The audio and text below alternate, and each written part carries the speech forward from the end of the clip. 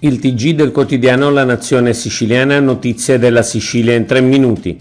Accordo con lo Stato e via libera ai concorsi. Finalmente raggiunta un'intesa per la modifica dell'accordo tra Stato e Regione per il rientro del disavanzo.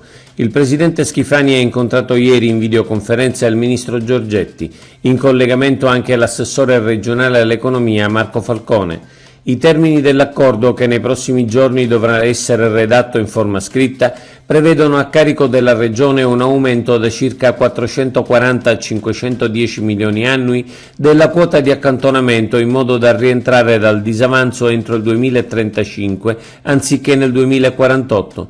Lo Stato invece aumenterà la propria quota di compartecipazione alle spese sanitarie di 100 milioni l'anno fino ai 600 milioni nel 2026 e consentirà alla Regione di sbloccare le assunzioni bandendo i concorsi.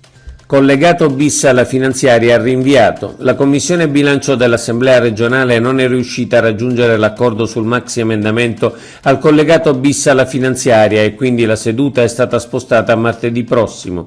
Nel maxi emendamento molti provvedimenti richiesti dai deputati a favore dei loro territori, dopo le ristrettezze della legge di stabilità e del primo collegato. Reati contro l'ambiente, la Sicilia è terza. Legambiente ha presentato il rapporto Ecomafie 2023, nel quale vengono individuati i reati contro l'ambiente, dal ciclo illegale del cemento ai reati legati al ciclo dei rifiuti, a quelli legati ai roghi dolosi e non ai reati contro la fauna. Nel rapporto, malgrado qualche eccesso da organizzazione ambientalista, vi è evidenziata una realtà di attentati all'ambiente dei quali non si può non tenere conto. Nella classifica delle regioni con più reati contro l'ambiente, la Sicilia è terza dopo la Campania e la Puglia. Termovalorizzatori, entro l'anno i poteri a Schifani. In un'intervista al Giornale di Sicilia, il presidente Schifani annuncia che nei prossimi mesi avrà su 2 termovalorizzatori in Sicilia gli stessi poteri speciali dati al sindaco Gualtieri a Roma, e questo consentirà di tagliare i tempi per la realizzazione. I bandi dovrebbero essere pronti entro il 2023.